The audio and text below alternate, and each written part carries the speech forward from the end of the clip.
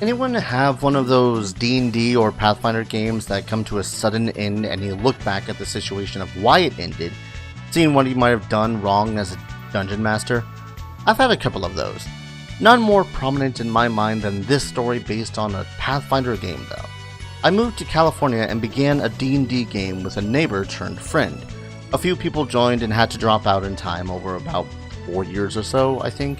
And it was a rather episodic campaign till I decided on an overarching villain that would serve as the end goal of the campaign.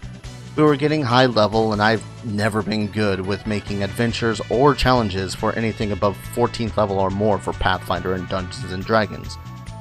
The characters in question I've talked about before, but as a quick rundown, Spedunkus, the human paladin with a heavy emphasis on shield and armor, River Tam, the half-elf rogue who had an emphasis on using a keen rapier to hit even the most armored of foes, Amrod, the half-elf bard, and, well, he was played like any regular stereotypical bard, Nigel Whitesand, a gnome cleric and Spedunkus' mentor when it came to the divine, and my DMPC, as I always run one it seems, and the quote-unquote star of the story, Marok P. Manzer, the gnome summoner.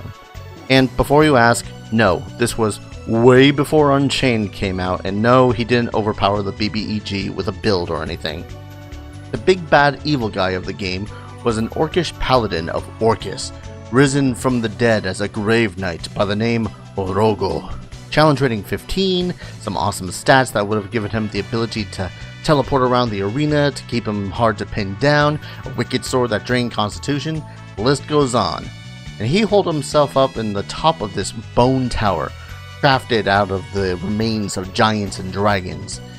At the peak of this tower, Orcus granted Orogo a gate spell that leads to the plane of negative energy. With it, he not only would summon his undead legions, but destroy the only thing that could destroy him, the artifact known as the Holy Avenger. So the party prepared for this gauntlet of foes, a nasty undead dragon creature known as a Boneyard, a couple of hyper-fast morgs that were empowered by a negative energy gate, and a fallen friend that was slain and raised by Orogo as a vampire. A little rest, some healing and such, and the party could tell by the horrendous screams of the negative energy plane that the top of the bone tower was next. They spent 30 minutes or so out of game planning what they were going to do. Marok was going to start the whole fight off with a magic jar spell and see if they could disable him immediately. He wasn't expecting that to work, so Spedunkus would charge and smite. River flanks quickly and stabs him maybe 6 times before ducking away, and assuming any energies, Nigel would focus on healing or buffing and then join the melee. The core idea was going to be getting the Holy Avenger out of Orogo's hands.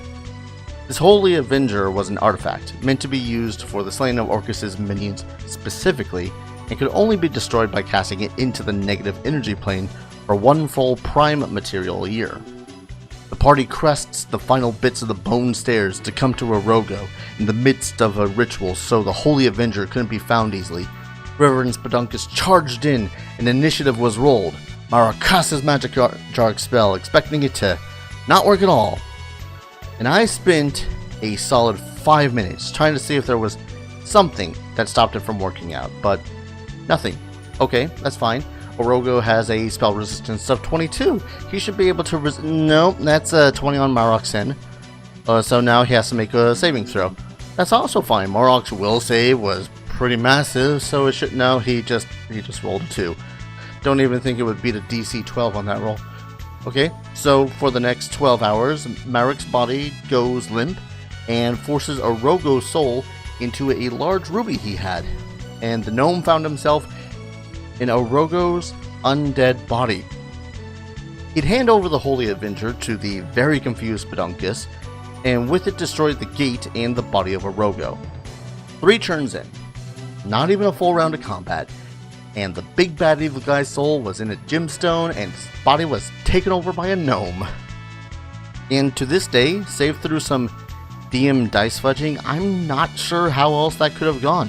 At first we thought, oh, Mind Jar is a mind affecting spell. No, it's just necromancy. Okay, maybe we misread the spell? It's a big ass wall of text. Nope. Body goes limp, Soul goes in the gemstone.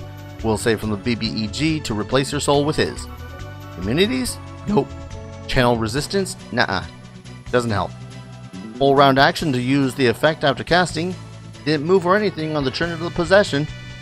There's even a specific rule in the spell that says only sentient undead creatures have souls, which means that somewhere during development they had someone tried to replace their soul with a zombie's.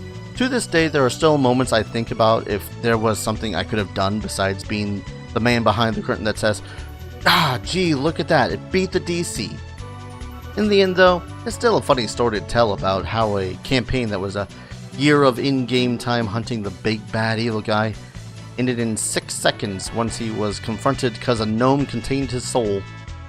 Thank you everyone very much for watching and listening to this. I know I haven't done these D&D stories in a long time. I haven't had too much time or too much wild imagination things that had happened that can't be just put into a compilation video from a newer campaigns I've been running. If you like this stuff, like, comment, subscribe, all that fun stuff really helps out the channel and, you know, lets me know that people are enjoying these silly stories from my past. In any case, thank you everyone so very much for watching, and I hope to see you guys in the next video. Take care. Cheers.